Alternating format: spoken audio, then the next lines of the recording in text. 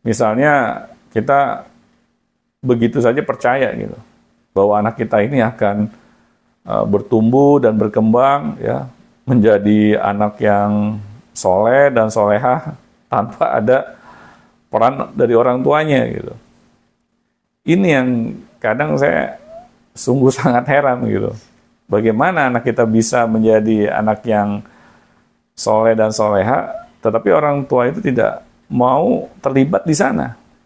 Hanya menyerahkan semuanya misalnya ke pihak sekolah lah, atau ke pihak pesantren lah, dan berharap anak-anak itu berubah gitu, menjadi ulama-ulama. Ini yang saya kaget gitu. Kok kita secetek itu mikirnya? Nah, seharusnya orang tua ya harus mau menemani tumbuh kembang anak-anaknya. Sampai anak-anaknya itu masuk ke liang lahat. Ya siapa duluan lah. Ya masuk ke liang lahat. Orang tuanya kah atau anaknya? Nah itu kan.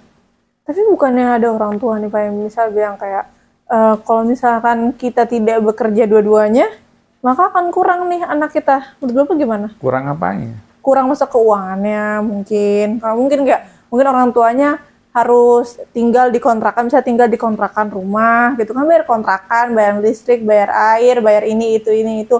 Kalau nggak kerja dua-duanya mereka nggak bisa ini kan dong. Terus anaknya masih apa sih? Paling biasanya sama neneknya tuh kayak gitu tuh.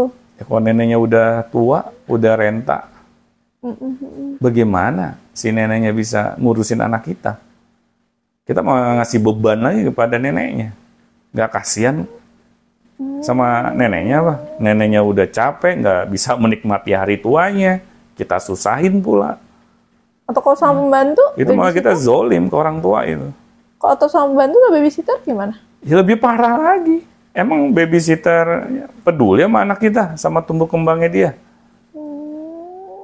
Nah itu di dalam agama aja udah begitu terang benderang dijelaskan bahwa tugasnya mendidik anak yang utama itu ibu. Ya, makanya Nabi saja sampai mengucapkan nama ibu tuh sampai 3 kali. Ibu itu harus lebih dihormati.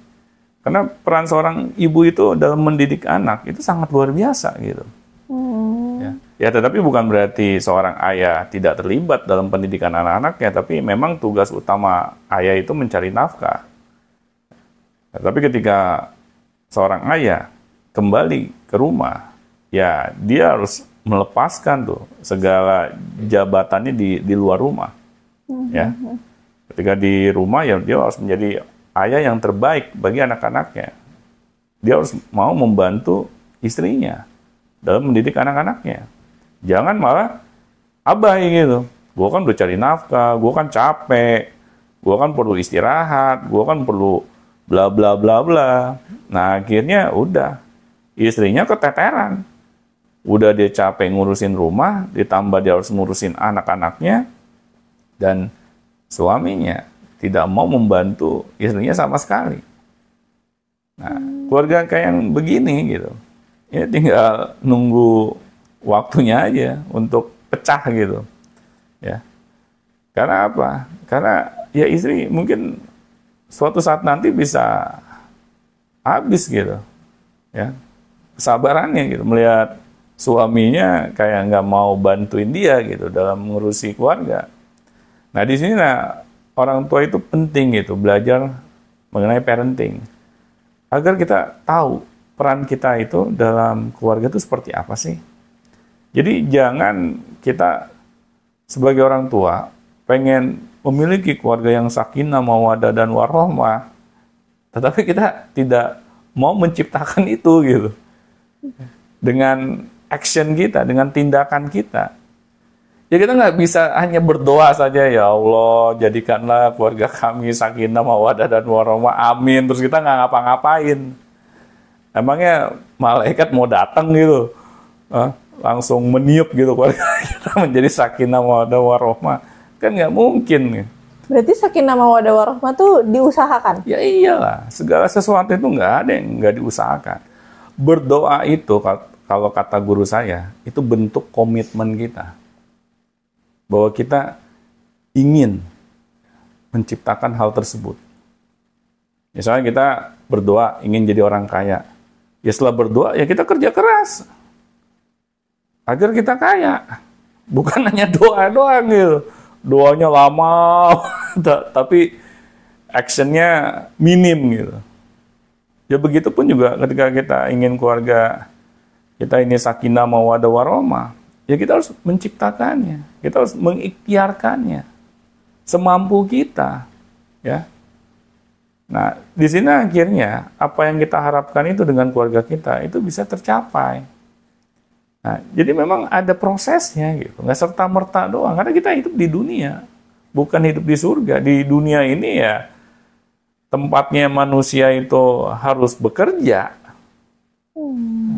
Kalau kita menginginkan sesuatu, nggak ada istilahnya apa, makan siang gratis tuh nggak ada. Nggak ikut-ikutan. Nggak, itu istilahnya, bukan saya ini ya. Nggak ikut-ikutan ngeledek ya. Ini apa? Nggak ikut-ikutan. Idola kamu bukan? Kebetulan bukan idola saya.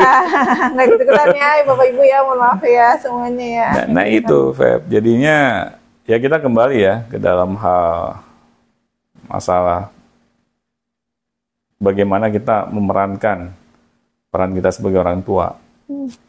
Nah, ya kita harus mau terlibat di situ. Kita ingin memiliki anak yang soleh. Ya, kita harus mengikhtiarkan agar anak kita ini bisa menjadi anak yang soleh. Kita nggak bisa gitu, misalnya kita pengen anak kita soleh, terus kita tidak berbuat apa-apa. Kita hanya berdoa saja. Ya bagaimana anak kita bisa menjadi anak yang soleh? Betul. Nah, di situ, Feb. Jadi, saya tidak mau menyalahkan si pelakunya ya. Malahan saya menjelek-jelekannya. Karena ini anak kecil gitu. Bukan orang dewasa. Anak kecil, remaja itu harus kita bina. Bukan kita binasakan. Nah, makanya kan ada tuh, misalnya pelaku kejahatan kalau misalnya di bawah umur, diperlakukannya kan beda. Iya, betul. Tapi bukan dipenjarakan juga kali gitu. Dibina, bener dibina ya. Dibina maksudnya direhab. Bukan cuma dipisahkan, oh ini penjaranya khusus anak remaja. Ini penjara khusus orang dewasa. Bukan begitu. Bukan penjarakan. Direhab gitu maksudnya. Malah kalau yang mau direhab tuh orang tua yang direhab. Bukan anaknya. Iya. Karena tanggung jawab orang tuanya. Kenapa kok anaknya jadi begitu? Tapi bukan berarti kalau misalkan orang tuanya direhab nih, habis itu misalnya bareng-bareng direhab satu keluarga. Iya. Tapi istilahnya bukan dipenjarakan. Iya. Nah, direhab gitu. Istilahnya dibikin orang tua itu belajar agar dia mau memainkan peran itu dengan lebih baik lagi. Betul. Ini pelajaran yang sangat mahal loh harganya, sampai ada korban nyawa. Masa kamu nggak mau berbenah diri juga sih? Betul. Nah, disinilah peran pemerintah untuk mengingatkan. Kalau pemerintah misalnya abai, cuek terhadap warganya, ya jangan heran kalau kejadian ini terus berulang. Nah gitu, Feb. Oh, siap. Oke, ada lagi yang ingin kita perbincangkan? Sudah, itu saja dulu untuk sekarang. Itu dulu ya, makan siang gratis. Gak ikut-ikutan. Loh, kenapa emang? Kamu kok sangat ini sih Bapak kayak... Ibu, nanti kita tunggu monolognya Bapak Doni aja ya. Bapak Doni Adiguna nanti yang sangat monolog. Ketakutan tuh kenapa, Pak? Nggak apa-apa. Coba jelaskan, Pak. Tidak, terima kasih. Kebetulan sudah habis waktunya. Oke, Sobat Beyond Education, karena Miss Feby ketakutan, maka kita akhiri podcast ini ya. Semoga apa yang kita perbincangkan dapat kita petik pembelajarannya. Amin. Oke, sampai di situ aja. Assalamualaikum warahmatullahi wabarakatuh.